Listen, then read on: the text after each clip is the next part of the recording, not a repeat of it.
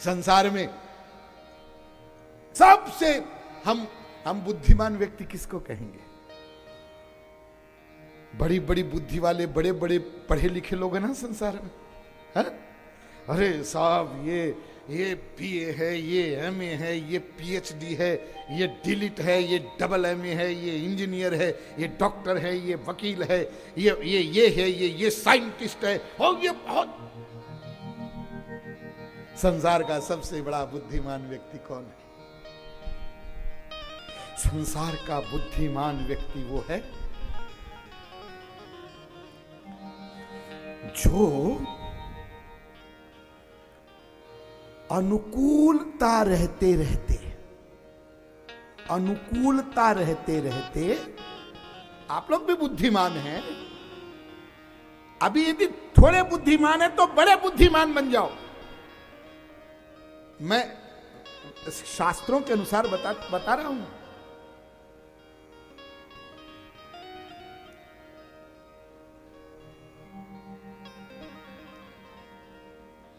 सोई सर्वज्ञ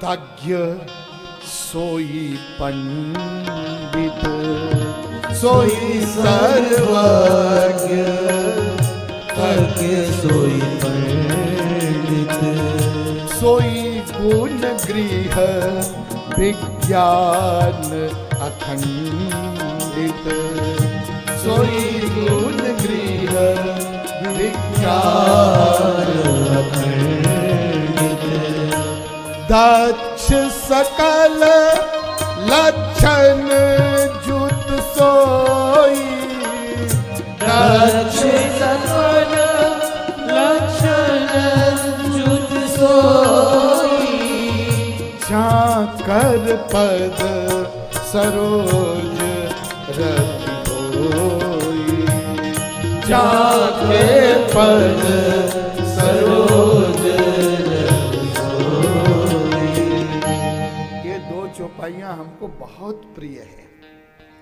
और ये किसने बोला है? ये उत्तरकांड में है, 50वें दोहे के ऊपर है। ये भगवान राम जब स्वधाम जाने का समय हो गया तो गुरु वशिष्ठ गए उनके पास। ये गुरु वशिष्ठ का वाक्य है।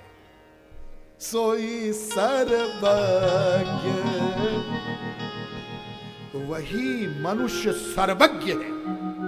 एक अद्भुत बात, सर्वज्ञ तो केवल भगवान होते हैं, लेकिन एक अद्भुत बात गुरु वशिष्ठ कहते हैं कि सोई सर्वज्ञ,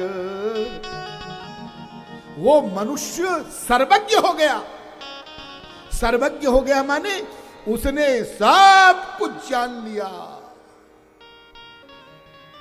और तज्ञ, सोई सर्वज्ञ, और तज्ञ, तज्ञ माने तत्वज्ञ। सोई सर्वज्ञ तज्ञ, सोई पंडित। एक बड़ा आदर के साथ आप शब्द बोलते हैं पंडित, वही पंडित है। और सोई गुण गृह, वो गुणों का घर है, उसमें सब गुण भरे हैं। सोई गुण गृह विज्ञान अखंडित, और वो इतना बड़ा विज्ञानी है कि उसका अखंड ज्ञान है। और दक्ष, दक्ष माने कुशल, एक्सपर्ट। दक्ष सकल लक्षण जुत सोई, वही दक्ष है और वो सब लक्षणों से युक्त है। कौन? जाके पद सरोज रति होई। हे प्रभु, जिसका आपके चरणों में प्रेम है, रति है, वही सर्वज्ञ है, वही तत्वज्ञ है, वही गुण गृह है, वही पंडित है, उसी का ज्ञान अखंडित है, वो सब लक्षणों से युक्त है, वही संसार का सबसे बुद्धिमान व्यक्ति आप यदि संसार के सबसे बुद्धिमान बनना चाहें तो बस इतना सा करना है, लेकिन ये ध्यान रखना है क्या, जल्दी करना है। इसलिए सबसे बुद्धिमान तब बनोगे जब अनुकूलता रहते रहते तुम भगवान के चरणों में प्रेम कैसे होगा वो कर लो। अनुकूलता माने तुम्हारा शरीर ठीक है, हा? यावत् स्वस्थमिदं कलेवर गृहम यावच्च दूरे जरा और यावच्चेन्द्रिय शक्ति प्रतिहता यावच्छयो नायुषः आत्मश्रेयसि तावदेव विदुषा। जब तक शरीर स्वस्थ है, बीमारियां दूर है, इंद्रियों में शक्ति है,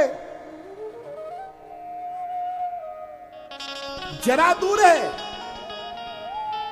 एक उम्र के बाद शरीर में जरा का प्रवेश होता है, और जरा का प्रवेश जब हो जाता है तो चाहे तुम कितना ही बादाम का हलवा खाओ, फिर नहीं तुम्हारे शरीर में कोई चमक आएगी। तो जब तक तुम स्वस्थ हो, हा? इंद्रियों में शक्ति है, बीमारियां दूर है, और तब तक अपने आत्म कल्याण का प्रयत्न कर डालो। अरे जो लोग बूढ़े हैं, बुढ़ापा जिनको आ गया है, जरा देखो और उनसे पूछो तो बताएंगे। अरे भैया क्या करें, अब हमसे तो हो नहीं सकता। बहुत सारे लोग हमको भी ऐसे मिलते हैं, हम पूछ लेते कि माता जी कथा में नहीं आए,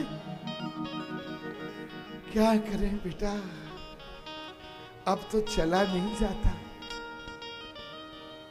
अरे आपके यहां तो 4-4 गाड़ियां खड़ी है, हा? गाड़ी में बैठ के आ जाओ। अरे महाराज जी रहने दीजिए, 4 गाड़ी खड़ी जरूर है, लेकिन एक छोटी बहू ले जाती है, एक बड़ा बेटा ले जाता है, एक उसका बेटा ले जाता है, हमारे लिए क्या कहना पड़ता। अच्छा तो माता जी कोई और प्रबंध कर लें। प्रबंध तो कर लें स्वामी जी, लेकिन करेंगे क्या, 4 घंटे बैठना, घुटने में बहुत दर्द। आपके लिए कुर्सी लगा दे, कुर्सी तो लगी है, सुनाई नहीं पड़ता। सुने भी तो आते आते 7 बज जाएंगे, अंधेरे में दिखाई नहीं पड़ता, नींद बहुत आती है।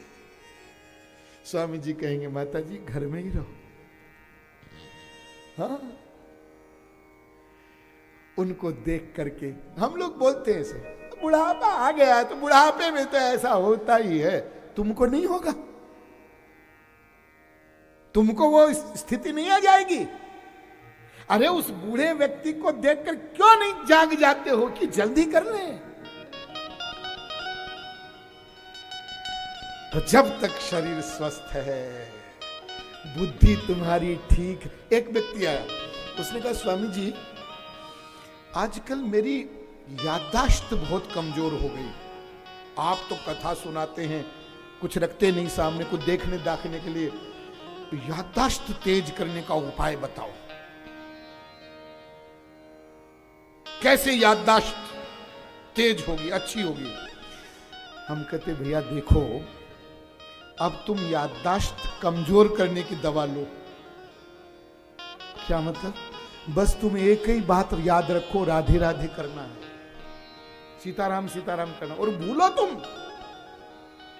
अरे काहे को तुम ये याददाश्त को तेज करने के चक्कर में पड़े हो?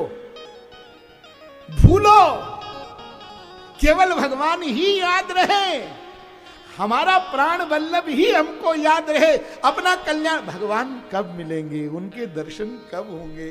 अरे अब तो 60 गए, अब क्या बचा? जब 60 देखते देखते चले गए, अब बचा क्या? अब तो गया जीवन। हाय मेरा ये जीवन ऐसे ही चला गया। हृदय परम दुख लाग, जन्म गए हरि भगत बिनु, मनु जी महाराज को इतने बड़े सम्राट, सारी अनुकूलताएं, लेकिन हृदय परम दुख लाग। इतना दुख हुआ, हो ही न विषय विराग, भवन बसत बा चौथ पन। अरे राजमहलों में रहते रहते चौथापन आ गया, अभी वैराग्य नहीं हुआ। जबरदस्ती राज्य पुत्र को दिया, जंगल में चले गए। इसलिए अनुकूलता रहते रहे। तुम्हें भजन करना है, अनुकूलता, शरीर स्वस्थ है उसी समय करो। तुम्हें सेवा करना है, हाँ, जब तुम्हारे पास अनुकूलता है, धन है, संपत्ति है, कर डालो। ये अनुकूलता जो आज तुम्हारी है, पता नहीं रहे ना रहे, और ये बाद में जब हो जाएगा तब करेंगे। कर लिया फिर तुमने, फिर तुम नहीं कर सकते। भगवत प्राप्ति या भगवत सेवा या भगवत शरणागति वो कभी नहीं कर सकता है जो कल पर उधार छोड़ देता है। याद रखो इस बात को। ये सूरदास जी, ये मीरा जी, ये कबीर जी, ये नानक जी, ये तुकाराम जी, ये जितने भी महापुरुष बने हैं, उन्होंने बस एक ही काम किया है। क्या? जब जाग गए, जब समझ में आ गया, बस उसी क्षण से करना शुरू कर दिया। इसलिए नश्वः स्व उपासित को ही पुरुषस्य स्वो वेद। वेद कहता है एक क्षण का भी उधार मत करना, जीवन क्षण भंगुर है। अरे रोज समाचार आते हैं, आज वो, अरे कल तक तो बिल्कुल ठीक था साहब, रात को तो हमसे बातचीत किया, सवेरे खबर आई चले गए सेठ जी। हाँ? तुमसे छोटी उम्र वाले जा रहे हैं, अरे बेटा मर गया, और बाप सोचता है कि मैं तो भी 60 साल का हूं। एक बच्चा मां के पेट में आता है, जमीन पर उतरता है, चलना सीखता है, 5 साल का होकर के मर जाता है, 1-2 साल का मर जाता है, 1-2 महीने का मर जाता है, एक पेट में ही मर जाता है। इसीलिए तो यक्ष ने जब युधिष्ठिर जी से पूछा कि आश्चर्यम, दुनिया का, संसार का सबसे बड़ा आश्चर्य क्या है, तो युधिष्ठिर जी महाराज ने उत्तर दिया, अहन्य हनि भूतानि गच्छन्ति है यमालयम शेषाः स्थिरत्वमिच्छन्ति किमाश्चर्यमतः परम। सबसे बड़ा आश्चर्य यह है, संसार में प्रतिक्षण लोग मर रहे हैं, यमालय की तरफ जा रहे हैं, बाकी के लोग उनको देख रहे हैं, लेकिन देखने वाले समझते हैं हमें अभी थोड़ा ही जाना है। इसलिए सबसे पहला विषय यही समझना है। और मैं आप लोगों को हर कथा में बताता हूं एक वाक्य, यदि आप उस वाक्य को याद कर लें, अरे अनंत शास्त्र वेद, क्या उसका ज्ञान बुद्धि में घुसाकर क्या करोगे? हा? बहुत ज्ञान है, लेकिन हमारे काम का ज्ञान जो है उसमें एक वाक्य को भी यदि आपने ठीक ठीक समझ लिया और धारण कर लिया, केवल शब्दों को मत बोलना, धारण कर लेना। क्या याद है ना आपको हमारा वाक्य? मानव देह भगवत प्राप्ति के लिए ही मिला है, भी नहीं, ही। इसलिए इस जीवन का लक्ष्य क्या है? मरने से पूर्व अपना परम कल्याण करना। इसलिए गांठ बांधो और हृदय में रखो। क्या?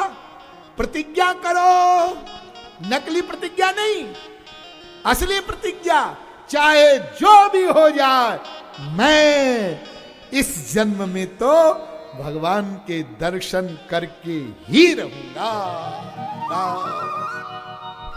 इन्हीं आंखों से मैं श्री सीताराम जी के युगल सरकार के दर्शन करके ही रहूंगा। वो दर्शन कैसे होंगे, उसकी व्याकुलता, उसकी तड़पन वो कैसे बढ़े, उसके लिए जो कुछ करना है वही करूंगा। और कोई भी लक्ष्य मत बनाओ जीवन का, और कोई भी लक्ष्य मत बनाना, बस केवल यही लक्ष्य बनाना। और इस लक्ष्य को साधने के लिए मुझे कथा में जाना है, कथा सुनना है, सेवा करना है, धन से, मन से, तन से, वो भी करूंगा, लेकिन साथ साथ बस कैसे भी हो, क्या करूं, कैसे करूं, ये तड़पन हृदय के अंदर, ये ऐसी तड़पन हो जाए कि बस तुम्हें और कुछ न सूझे। हा? फिर बाद में वो सब नींद आना, सोना, और वो सब आगे की प्लानिंग, ये कर लेंगे, वो कर लेंगे, वो कर लेंगे, कुछ नहीं सोचो। ये सब करने के चक्कर में पड़ोगे तो जिसको करने के लिए मानव देह प्राप्त हुआ है, वो सारा जो मेन उद्देश्य, लक्ष्य है, वो तुम्हारा पीछे रह जाएगा। इसलिए हृदय में इस लक्ष्य को पक्का करके चलो, और तब तुम अपने परम चरम लक्ष्य को प्राप्त कर सकोगे। और तब तुम जब राम कथा सुनोगे, तब तुमको पता चलेगा कि राम कथा है क्या।